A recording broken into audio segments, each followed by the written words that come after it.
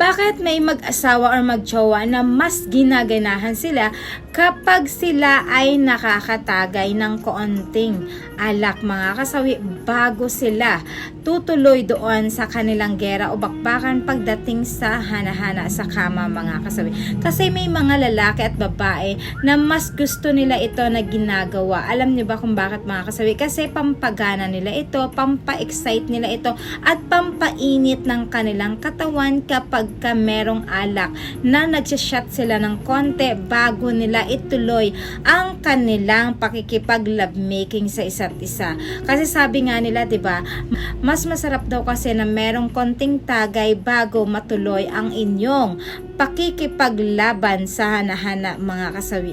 Kaya mga kababaihan, kalalakihan, kung kayo ay gusto nyong maging ganado at mai-excite kayo parehas sa isa't isa, ay gawin ninyo ay